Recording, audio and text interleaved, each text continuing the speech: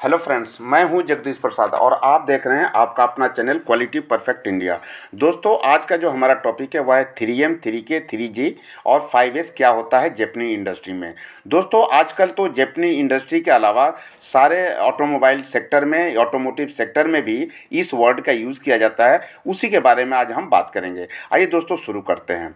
सबसे पहले हम बात करते हैं कि ये वर्ड क्या होता है। देखिए, शॉप फ्लोर पे ये चारों वर्ड यूज़ किया जाता है और इसको हम यदि एडॉप्ट करते हैं तो हम अपने प्रोडक्ट का क्वालिटी को सस्टेन रख सकते हैं हमेशा के लिए। तो दोस्तों, आज हम जो बात करेंगे वह हम सबसे पहले हम बात करेंगे कि 3M क्या होता है, उसके बाद हम बात करेंगे 3K क्या होता है, उसके बाद 3G क्या होता है और उसके बाद जो बात करेंगे 5S क्या होता है। तो दोस्तों, आइए इसको हम एक एक करके शुरू करते हैं। सबसे पहले हम बात करते हैं 3M के बारे में। देखिए, 3M जो 3 जैपनीज वर्ड से बना है, जिसका नाम है मुडा, मुरा और मुरी, इसीलिए इसे हम 3M कहते हैं। और ये 3M जो है हमारे प्रोडक्शन के लिए और हमारे जो भी मैन्युफैक्चरिंग में होता है उसके प्रोडक्ट का कॉस्ट को रिड्यूस करने में हमें हेल्प करते हैं। आइए इसको हम एक एक करके हम समझते हैं। सबसे पहला जो है मुडा। मुडा का अर्थ होता है जो इंग्लिश में वेस्ट कहते हैं और हिंदी में बेकार कहते हैं। जो दूसरा वर्ड है वह है मुरा, जिसका हम इंग्लिश में अनइवननेस और हिंदी में असमानता या असंतुलन कहते हैं। और तीसरा जो वर्ड है मुरी है, जिसका ओवरबर्डन इंग्लिश में और हिंदी में इसको अधिक बोझ कहते हैं। तो यह जो तीनों वर्ड जो है हमारे प्रोडक्शन के लिए एनिमीज के काम करते हैं, यानी दुश्मन की तरह होते हैं। इसलिए इसे हम अपने प्रोडक्शन से इसको रिड्यूस करते हैं, इसको हटाने की हम कोशिश करते हैं। आइए इसको हम एक एक करके समझते हैं। सबसे पहले हम बात करते हैं जो 3M का पहला वर्ड है वह है मुडा का, यानी मुडा का जो जैपनीज वर्ड है और इसको इंग्लिश में हम वेस्ट कहते हैं। कहने का मतलब कि जो भी हम प्रोडक्शन कर रहे हैं, मैन्युफैक्चरिंग कर रहे हैं, उसमें जो वेस्ट होते हैं उसको हमें रिड्यूस करना है। अब इंडस्ट्री में वेस्ट कई तरह के हो सकते हैं, केवल इतना ही नहीं कि जो पार्ट हम बना रहे हैं अगर वह रिजेक्ट हो जाता है वही वेस्ट में होता है। कई तरह के जैपनीज इंडस्ट्री में वेस्ट माने जाते हैं। आइए इसको हम समझते हैं कि इंडस्ट्री में कितने तरह के वेस्ट होते हैं। सबसे पहला वेस्ट जो होता है वो डिफेक्ट का, यानी यदि हम कोई प्रोडक्ट बना रहे हैं, असेंबली कर रहे हैं, यदि हमारा प्रोडक्ट खराब हो जाता है तो वह वेस्ट माना जाता है इंडस्ट्री में। दूसरा है ओवर प्रोडक्शन। ओवर प्रोडक्शन कहने का मतलब यह है कि यदि हमें ज़रूरत से ज़्यादा प्रोडक्शन करके हम अगर इन्वेंट्री में रखते हैं तो वह भी कंपनी के लिए, वह भी इंडस्ट्री में वेस्ट माना जाता है। तीसरा है वेटिंग। वेटिंग कहने का मतलब यह है कि यदि कोई रॉ मटेरियल के लिए या फिर चाइल्ड पार्ट के लिए हम वेट करते हैं, मशीन बंद करके रखते हैं, तो वह भी वेस्ट के रूप में इंडस्ट्री में माना जाता है। फोर्थ जो है नॉन यूटिलाइज टैलेंट, यानी कि यदि कोई ऑपरेटर टैलेंट है या कोई भी स्टाफ टैलेंट है और उसके टैलेंट के अनुसार यदि हम उससे जॉब नहीं ले रहे हैं तो यह भी इंडस्ट्री के लिए वेस्ट माना जाता है। फिफ्थ है ट्रांसपोर्टेशन, यानी कि कोई भी प्रोडक्ट एक जगह से दूसरे जगह तक हम अननेसेसरी भेजते हैं। अगर यदि हम एक बार में भेजना हो तो उसको हमें 2 बार में किसी मजबूरी से भेजना पड़ता है, तो वह वेस्ट के रूप में माना जाता है। सिक्स्थ है इन्वेंट्री। इन्वेंट्री उसे कहते हैं कि यदि हमें कोई प्रोडक्ट बनाना है तो उसके लिए हम रॉ मटेरियल या फिर चाइल्ड पार्ट पहले से स्टॉक करके रखते हैं, उसे हम इन्वेंट्री कहते हैं। इसमें यह कहा जाता है कि हमें इन्वेंट्री उतना ही करना है, यानी स्टॉक उतना ही रखना जितना हमें ज़रूरत है। ज़रूरत से ज़्यादा यदि हम स्टॉक करके रखते हैं चाइल्ड पार्ट का या फिर रॉ मटेरियल का, तो वह भी हमें वेस्ट के रूप में माना जाता है। सेवेंथ है मोशन, यानी कि हमारा प्रोसेस इस तरह से होना चाहिए कि एक मशीन से दूसरे मशीन में अगर प्रोसेस हो रहा है तो मशीन का जो ये कि एक प्रोसेस से दूसरे प्रोसेस ईजिली हम पार्ट को एक से दूसरे जगह पहुंचा सके। 8 जो है वह है एक्सेस प्रोसेसिंग का। कहने का मतलब यह है कि यदि हम कोई पार्ट में प्रोसेस कर रहे हैं तो ज़रूरत है उतना ही करना चाहिए। फॉर एग्जांपल, यदि कोई एक कंपनी है जो सीट मेटल की पार्ट बनाती है और उसको उस पर प्लेटिंग करके हमें देना है, तो यदि कस्टमर का रिक्वायरमेंट है कि 8 से 10 माइक्रोन उस पर प्लेटिंग होनी चाहिए, लेकिन उसमें यदि हम प्लेटिंग अननेसेसरी 25 से 30 माइक्रोन करते हैं तो यह वेस्ट होता है प्लेटिंग का प्रोसेस। तो हम इसे भी हम एक्सेस प्रोसेसिंग का वेस्ट के रूप में मानते हैं। यानी कहने का मतलब यह है कि जितना हमारा अगर कस्टमर का रिक्वायरमेंट है स्पेक के अनुसार उतना ही देना चाहिए, अननेसेसरी प्रोसेस नहीं करना चाहिए। तो दोस्तों अब ये बात आती है कि यह जो टाइप ऑफ वेस्ट है इंडस्ट्री के लिए, इसको हम कैसे याद कर सकते हैं। तो दोस्तों इसके लिए हमने एक याद करने का ट्रिक्स हमने बनाया है। आप भी इसको याद करके पूरे डिफेक्ट को, वेस्ट को आप याद कर सकते हैं। डाउन टाइम, यहाँ पे D for defect, O for over production, W for waiting, N for non utilized talent, T for transportation, I for inventory, M for motion और ई फॉर एक्सेस प्रोसेसिंग। जो हमने एक्सप्लेन किया था पिछले slide में, उसी चीज़ को सारे टाइप के वेस्ट जो इंडस्ट्री में होते हैं आप एक ही साथ डाउन टाइम याद करके इसको याद रख सकते हैं।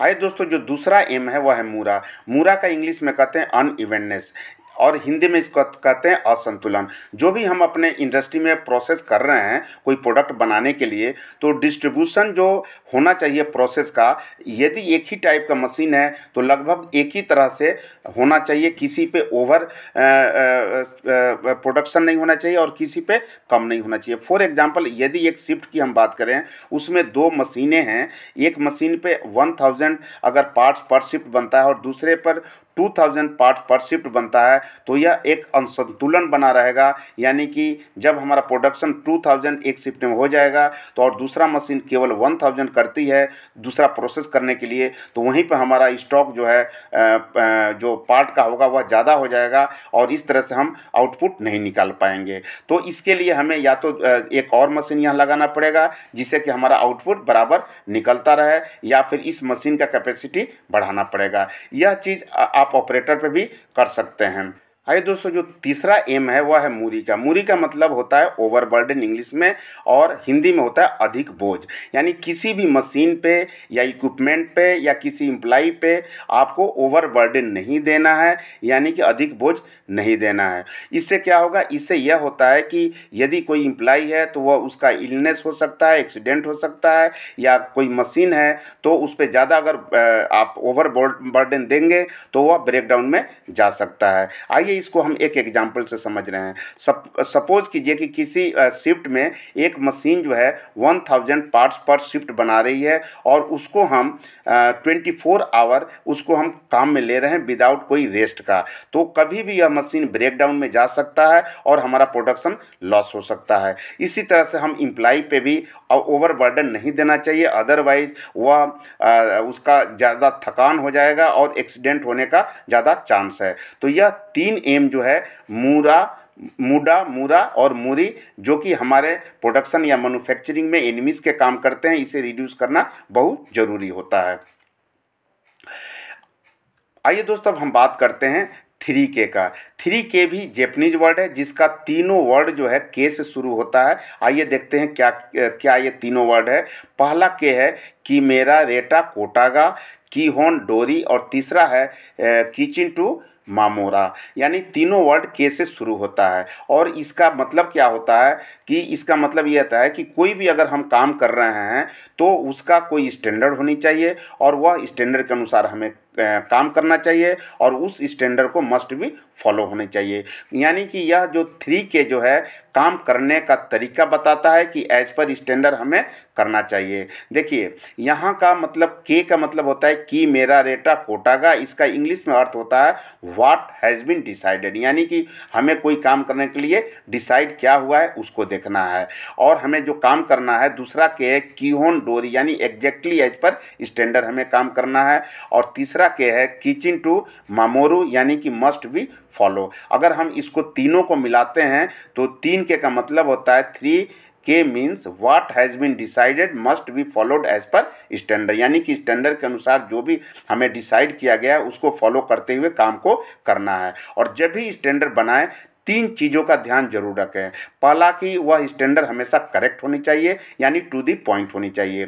दूसरा के जो है दूसरा ध्यान यह देना चाहिए स्टैंडर्ड बनाते समय कि क्लियर एंड प्रिसाइज होनी चाहिए, यानी कि हमें करना क्या है यह हमें अच्छी तरह से मालूम होनी चाहिए। और तीसरा जो स्टैंडर्ड में ध्यान रखना चाहिए बनाते समय कि वह इजीली अंडरस्टैंडेबल होनी चाहिए ऑपरेटर के लिए, कि वह इजी समझ सके। फॉर एग्जांपल, यदि किसी ऑर्गेनाइजेशन में अगर ऑपरेटर ज़्यादातर अगर हिंदी जानते हैं तो आपको हिंदी में बनाना है, स्टैंडर्ड इंग्लिश में बनाएंगे तो उनके लिए वह कुछ नहीं है, वो यूजलेस है।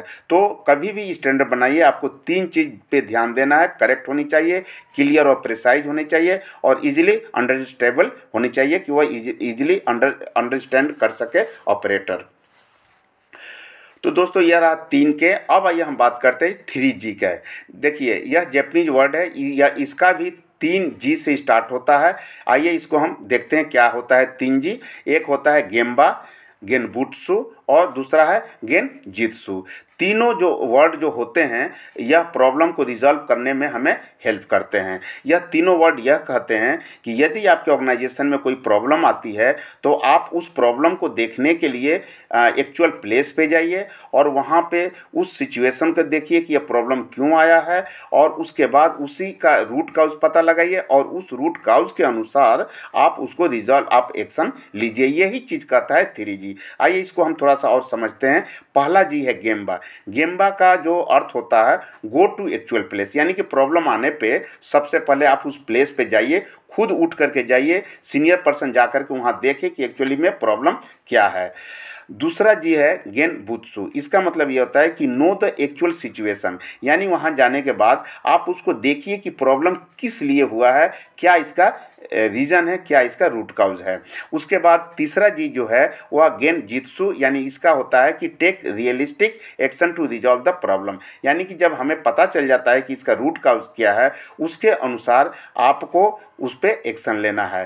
तो इसका क्या मतलब हो गया? इसका मतलब यह हो गया कि it means in case of any problem the concern person should actually go to the place where the problem has occurred, see the actual things and take realistic action to resolve the problem. कहने का मतलब कि कोई problem आती है तो आप वहाँ जाइए, उस एक्चुअल प्लेस पे जाइए, उसका एक्चुअल सिचुएशन देखिए और जो भी रियलिस्टिक एक्शन है एक्शन लीजिए। यह कहता है 3G। अब आइए दोस्तों हम बात करते हैं 5S क्या होता है। देखिए 5S तो आप शायद वाकिफ होंगे, फिर भी मैं क्लियर कर देता हूँ। 5S जो है 5 जैपनीज वर्ड से बना है जिसका अलग अलग मीनिंग होता है। पहला वर्ड है सेरी, सिटॉन, सीसो, सिकेट्सु और सिट्सुके। आइए इसको हम हिंदी और इंग्लिश में समझने की कोशिश कर रहे हैं कि 5S का मतलब क्या है। सबसे पहले देखिए 5S क्यों किया जाता है। यह 5S जो है डिस्क्राइब करता है कि जो भी हमारे वर्क प्लेस मैनेजमेंट सिस्टम है, वहाँ का जो सामान है जो हम डेली यूज़ करते हैं उसको किस तरह से रखना है, उसको किस तरह से मैनेज करना है, इसके बारे में यह 5S कहता है। देखिए पहला एस जो है सेरी, सेरी का मतलब इंग्लिश में होता है सॉर्टिंग करना, और सेकेंड एस है तो सिटॉन, सिटॉन का मतलब होता है सिस्टमेटिक अरेंजमेंट, और तीसरा है एस सीसो यानी शाइन, क्लीनिंग करना, और फोर्थ एस का मतलब सिकेट्सु यानी कि स्टैंडर्डाइज करना, स्टैंडर्ड बनाना, और फिफ्थ जो है सिट्सुके यानी सस्टेन यानी सेल्फ डिसिप्लिन। आइए दोस्तों इसको हम एक एक करके थोड़ा समझते हैं एग्जाम्पल लेकर के, तो हमें 5S जो है 5S के बारे में क्लियर कंसेप्ट हो जाएगा। पहला वर्ड जो है सेरी, सेरी को इंग्लिश में कहते हैं सॉर्टिंग करना यानी कि छटाई करना। कहने का मतलब ये है कि जहाँ भी आप काम कर रहे हैं, चाहे आपका ऑफिस हो, चाहे आपका वर्कशॉप हो, चाहे आपका शॉप फ्लोर है, वहाँ पे जो भी आपका अननेसेसरी चीज़ है और नेसेसरी चीज़ को है उसको अलग अलग करना है। अननेसेसरी चीज़ को उसको स्क्रैप करना है या जिसका डिपार्टमेंट से रिलेटेड है उसको दे देना है, और जो हमारे लिए नेसेसरी चीज़ है उसको अपने पास रखना है। यह कहता है 1S।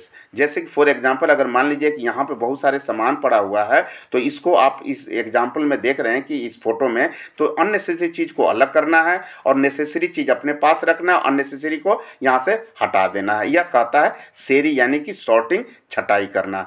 दूसरा एस जो है वह इसका मतलब होता है कि इसको सेट इन ऑर्डर यानी सिस्टमेटिक अरेंजमेंट, यानी जो भी हमारे लिए जो हमने निकाला था दो अननेसेसरी और नेसेसरी जो हमने छांटा था, उसमें से जो नेसेसरी चीज़ें अपने पास रख लेना है और अननेसेसरी चीज़ को हटा देना है। दूसरा एस जो यही कहता है कि जो हमने नेसेसरी चीज़ हमारे पास जो मिला है उसको सिस्टमेटिक ढंग से उसको अरेंज करना है अपने ऑफिस में, जिससे कि हमें इजीली उसको खोजे तो मिल जाए। फॉर एग्जांपल अगर मान लीजिए कि यह देखिए यह सिस्टमेटिक ढंग से स्पेनर्स रखा गया है, इसमें कुछ इंस्ट्रूमेंट भी है जो कि हम इजीली इसको खोज सकते हैं। इतना ध्यान दीजिए कि यदि कोई सामान आपके ऑफिस में या वर्कशॉप में या शॉप फ्लोर पर विथिन 30 सेकेंड यानी आधा मिनट के अंदर अगर नहीं मिल पाता है, इसका मतलब कि आपका जो सेकेंड एस जो है सही ढंग से काम नहीं हुआ है, उसको फॉलो नहीं हो रहा है। दूसरा इसी का एग्जांपल देखिए, यह फाइल्स जो पड़ा हुआ है यह ऑफिस में पड़ा हुआ है और इसको किस तरह से नंबर 1 2 3 4 करके दिया हुआ है। तो इस तरह से आप सेकेंड एस को आप फॉलो कर सकते हैं अपने ऑफिस में। तीसरा होता है एस, वह है सीसो। सीसो का मतलब है क्लीनिंग करना, यानी कि जो भी हम अरेंज किए हैं अपने ऑफिस में ज़रूरत वाले चीज़ को, उसको डेली आपको सफाई रखना है। इसे हम 3S कहते हैं। जो फोर्थ एस जो है वह स्टैंडर्डाइज करना है, सिकेट्सु यानी कि मानकीकरण करना, यानी कि आप ऐसा स्टैंडर्ड बनाइए कि उस स्टैंडर्ड के अनुसार आपको उसको वहाँ का मैनेज कर सकते हैं सभी वस्तुओं को। और जो फिफ्थ जो है वह है शित्सुके यानी सस्टेन करना, सेल्फ डिसिप्लिन करना, यानी कि उसको मेंटेन करने के लिए खुद आप उसको जो भी स्टैंडर्ड बनाए हैं उसको मानना है और दूसरों को भी उसको प्रोत्साहित करना है कि आपको भी इस स्टैंडर्ड को मानते हुए डेली का एक्टिविटी को आपको करना है। तो दोस्तों यह रहा 5S, जिसमें हमने यह देखा कि जो भी हम काम करते हैं अपने ऑफिस में या फिर वर्क शॉप पे, उसके अनुसार हमें इस 5S के अनुसार मेंटेन करके रखना है। तो दोस्तों यह छोटा सा वीडियो आपको कैसा लगा? यदि हमारा यह वीडियो आपको पसंद आता है तो आप इसे लाइक करें और यदि आप नए हैं तो सब्सक्राइब करके बेल आइकन जरूर दबाएं, जिससे कि आने वाले वीडियो आपको इंटीमेशन मिले सबसे पहले। और यदि हमारा यह वीडियो आपको पसंद आता है तो आप अपने दोस्तों के साथ भी शेयर करें, जिससे उन्हें भी कुछ सीखने का मौका मिले। तो नेक्स्ट वीडियो तक आप सभी से इजाज़त चाहता हूँ। Thank you so much.